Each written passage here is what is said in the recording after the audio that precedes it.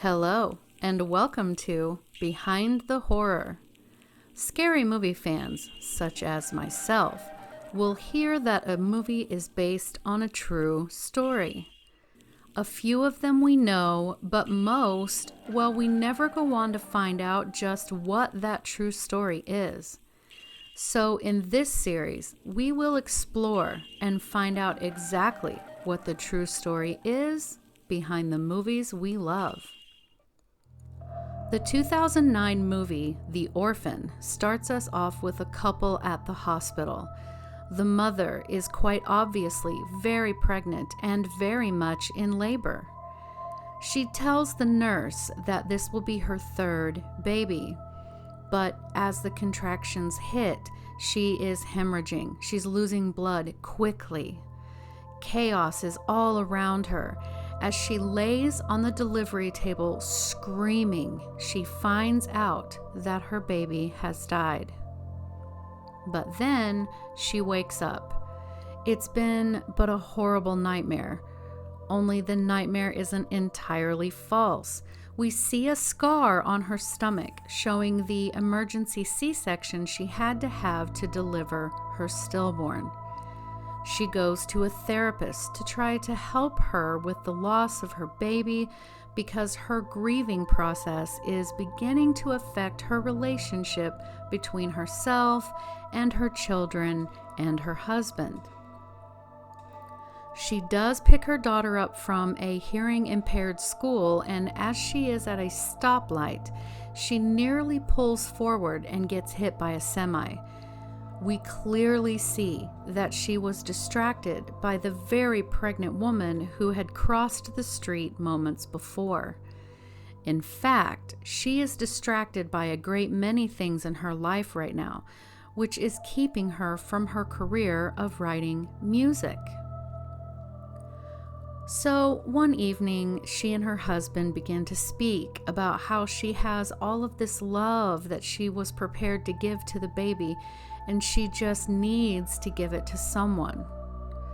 The couple later visit an orphanage where they are greeted by this wonderful nun, and they begin to tour the grounds. The father peers into a classroom where a young girl is painting a picture, and he wanders in.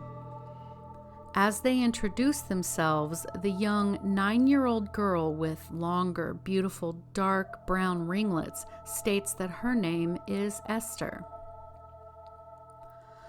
The mother finds her husband in the room with the girl, so she goes in to speak with the girl and get to know her. Esther tells them this whole story while she's painting a picture about how a girl wants a family all her own. So as the couple go into the nun's office, the nun opens Esther's file and says that she is originally from Russia, but that she's nearly lost her accent. Her former family all died in a fire, Esther just barely making it out alive. The nun says she's very bright, mature for her age, well-mannered, and so on, so of course the couple adopt her. We see the parents and Esther driving home, and the mom is already teaching Esther some basic sign language so that she can communicate with their younger daughter. Things seem to be perfect for the family at first. But then Esther walks in on the parents being intimate, and when the mom speaks to her, she says that quite clearly, Esther knows a lot more about sex than a girl should at her age. Not long after, Esther begins demonstrating this really aggressive and dangerous behavior as she kills a bird and then injures a classmate. The nun from the orphanage decides to come clean and speak with the parents about strange things that happen when Esther is around. But before she can, Esther murders the nun with a hammer and gets rid of the body in a deep ditch. The family begins to see pretty quickly that something is very wrong with the girl, and once, when the mother and Esther argue, causing the mom to grasp the girl's arm, Once that's over, Esther then goes out, puts her arm in a vise, and breaks her own arm, and then goes on to blame the mother. And then things escalate quickly from there. What happens next? Those of you who have seen the movie know, and the rest will just have to watch to find out. And while this isn't one of my, top tier movies, it's worth seeing and it's pretty twisted. This movie isn't entirely based on the story I bring you today per se. Some sources say it's based on it, others not, but it is current and so interesting that I had to share it.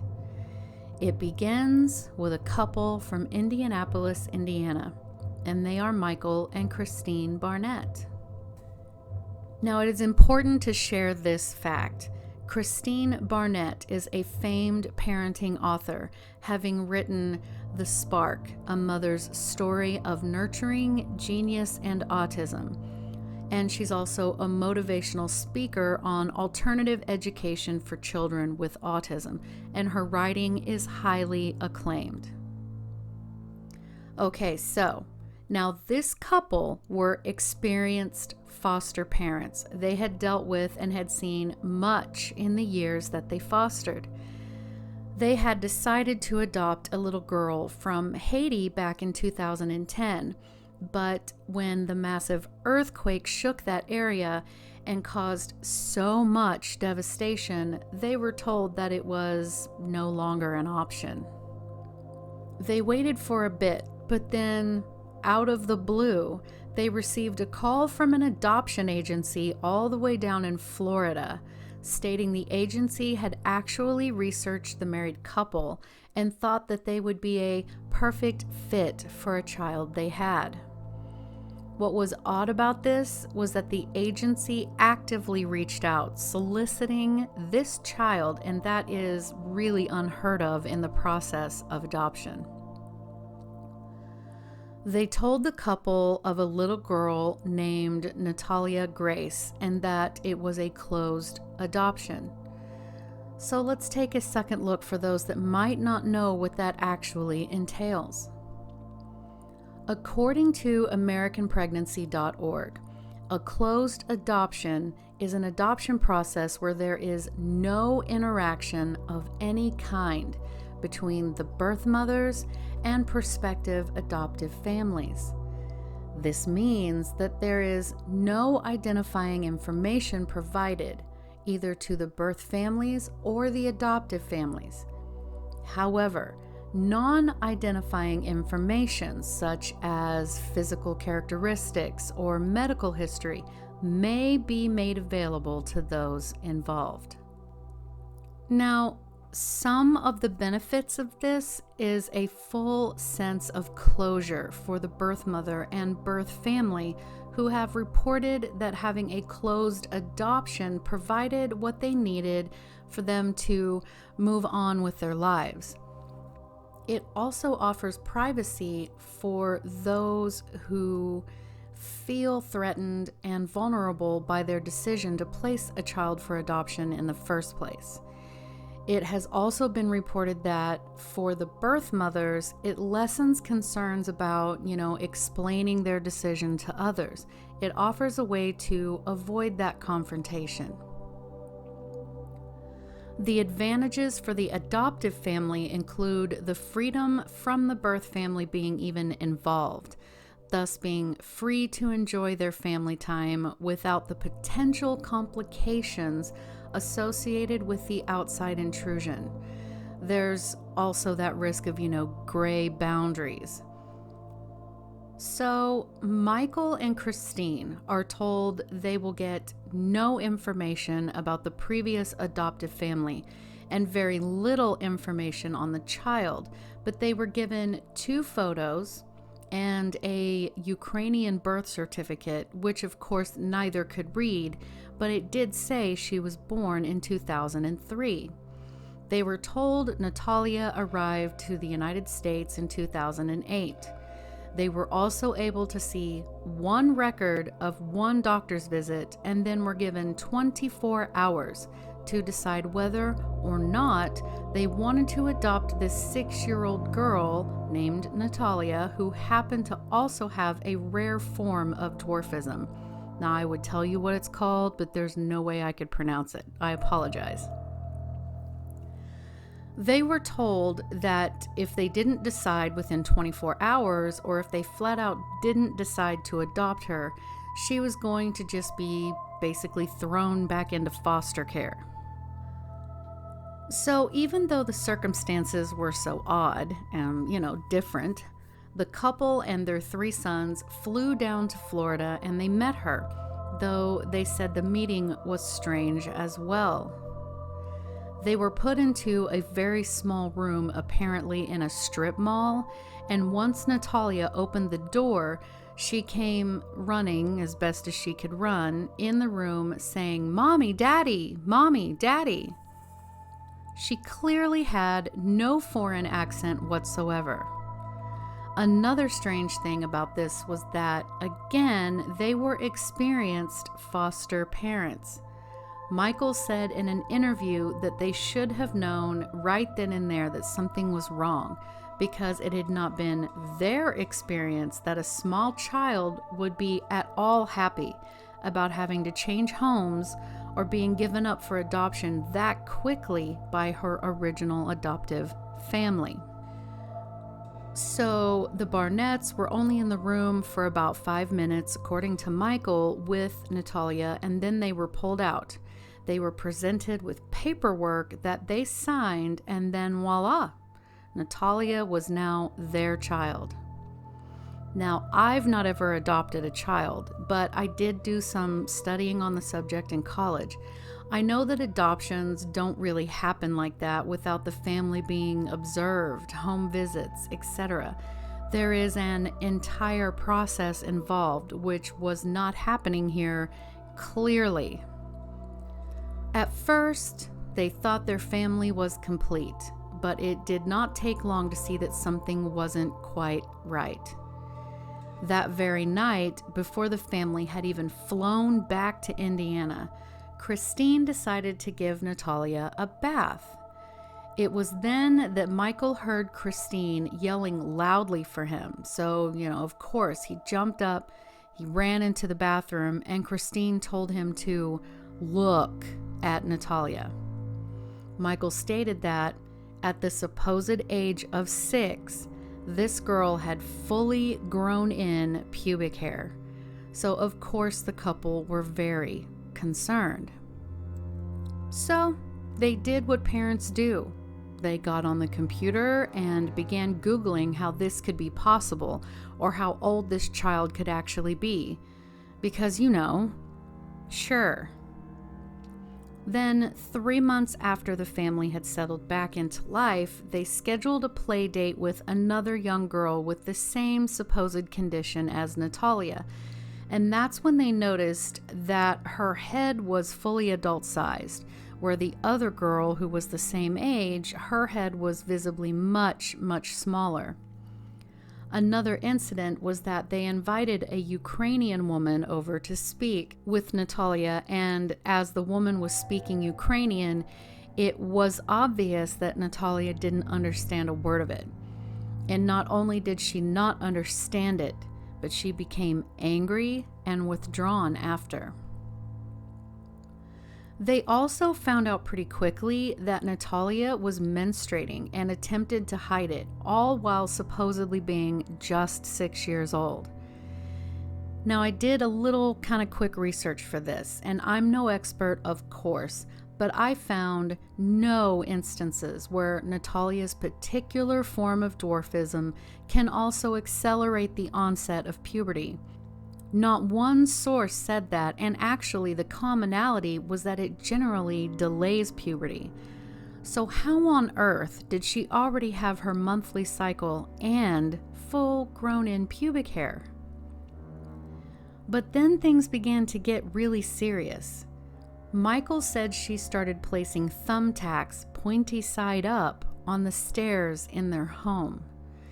Then things began to go missing from the home. They stated that they found a knife hidden under her bed, And even once in the middle of the night, Michael awoke to Natalia standing over him with a knife and a, quote, lifeless look on her face. Natalia had no interest in playing with dolls or toys or any age-appropriate type things and actually sought out the company of teenagers. She apparently used a vocabulary that was well beyond a young child's. She began taking their 3 sons like beloved toys and throwing them into this busy road to be ran over by cars, knowing the young boys could potentially run out into traffic to try to save their things. And when the parents asked her about it, she simply said, "I'm trying to kill them." Christine stated, quote, "She would make statements and draw pictures saying she wanted to kill family members, roll them up in a blanket and put them in the backyard. She was standing over people in the middle of the night. You couldn't go to sleep. We had to hide all the sharp objects. I saw her putting chemicals, bleach, Windex, things like that in my coffee, and I asked her, 'What are you doing?' She said, 'I'm trying to poison you.'" Unquote. Christine stated Natalia was even jumping out of moving cars and would smear blood on mirrors. So they took Natalia to the dentist, who determined that all of her teeth were adult teeth, which of course we all know is not possible at 6 years old. A doctor stated that her secondary sex characteristics were of a grown adult. So they began to take her to other doctors and psychiatrists, and it was confirmed that she, quote, suffered with a severe psychological illness only diagnosed in adults, unquote, though this particular article didn't specify what that diagnosis was. In 2012, a hospital did some bone testing and stated that her approximated age was 11. Then during that same year, a court judge gave approval for the Barnetts to have Natalia's age changed from 8 to 22, with birth records showing her being born in 1989, which would make her roughly 30 years old now. There is a supposed letter that exists, though I couldn't find out its origin, stating that Natalia has, quote, made a career of perpetuating her age facade, unquote.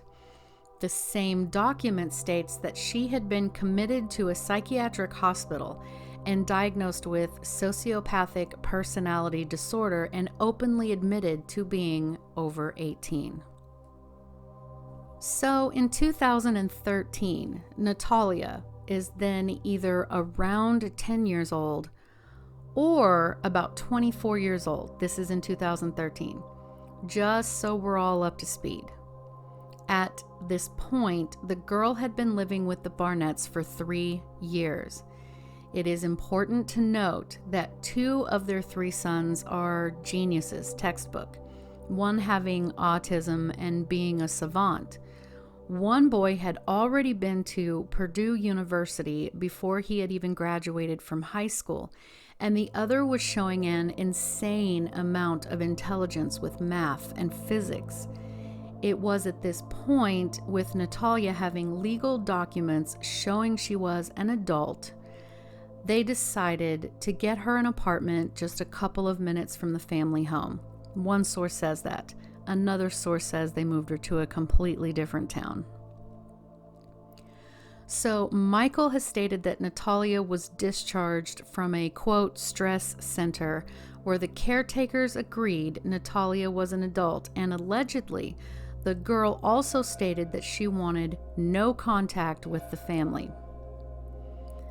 There were apparently 3 separate court hearings represented by attorneys who accepted the decision, and they have all stated that she was an adult. The parents paid for a home aid worker to ensure that Natalia was capable of living on her own. They paid her rent, through 3 months in advance, got her disability, Social Security, and food stamp benefits all set up for her, and checked on her a couple of times a week. Michael, the father, said she was doing just fine. Then one of their sons got invited to go to the Perimeter Institute for Theoretical Physics in Canada, but at 14 years old, he obviously couldn't go by himself. So the family, who were satisfied that Natalia was successfully living on her own, adulting, decided to sell their house and move to Canada with their son so that he could take this opportunity and go to university. Then the next year in 2014, for, reasons, the Barnetts got divorced. Also that year, Natalia was evicted from her apartment for not paying rent. Now, what happened between 2014 and 2019 is kind of unclear. I do know that Natalia was adopted by another family. The authorities were contacted because she was supposedly a minor that was abandoned by her family. So in September of 2019, Michael and Christine were charged with 2 counts of felony neglect of a dependent. Christine surrendered to the authorities and was released after posting $5,500 bond, and Michael did the same thing. Now, both Michael and Christine have pled not guilty to the charges, and Michael himself has filed a motion to dismiss both counts. The jury trial is supposed to be on January 28th of 2020, later this very month. And in yet another twist to the case, Natalia's own supposed birth mother, Anna, who lives in the Ukrainian city of Mykolaiv, was tracked down by a reporter for the Daily Mail, however you want to take that source. Anna states her daughter was born 16 years ago in 2003. She said, quote, "Doctors told me to leave the baby. Both them and my mom told me to leave her. They said the baby would never be good, that she would never be able to move, that she would be chained to a chair or to a bed. She now lives in America with adoptive parents who want to ditch her. I thought everything was okay with her, and it turned out that it's not all okay." Unquote. The Daily Mail has also allegedly found documents from a Ukrainian orphanage that proves Natalia was admitted in October 2003. So where's Natalia now? As I'd said before, she was adopted. She's currently living with Antoine and Cynthia Manns in Indiana. This couple has adopted her. I can't get confirmation that she's been legally adopted, but that's what they've said. There are also new charges being filed against Michael and Christine that state they neglected to get Natalia surgeries needed to correct problems caused by her dwarfism, which caused her pain. Prosecutors have recently filed a motion to get a sample of Natalia's DNA, which I assume is not only to try to determine her real age, but also to determine if the Ukrainian woman, Anna, is her real birth mother. If that can be confirmed, then the question of Natalia's age would be over. Natalia has been on the Dr. Phil show. Michael has been on the Dr. Oz show, and Christine was on another daytime talk show, and they were all discussing the situation. You can YouTube this stuff, it's all there. But now the judge has officially placed a gag order on the case. So we're just going to have to wait and see how this all plays out. The moral of this story is that the Barnetts should have listened to their first gut instincts and not flown down to Florida under such strange circumstances to adopt a girl they'd had absolutely no interaction with, no real information on, No home visits or any of the other normal circumstances that happen with adoption. It almost makes me feel like they were nearly, I don't want to use the word bullied, but certainly highly pressured into adopting this girl. And I don't know what to think about how old she actually is. Some official officials say she's still a minor. Others have firmly stated she is an adult and has been for years. She really was treated at a psychiatric facility and diagnosed with a very serious personality disorder. So that leads me to believe her threatening to kill the family might very well be true. I just don't know what to think about this, but as I find out more, I will keep you guys posted on Instagram. Thank you for listening.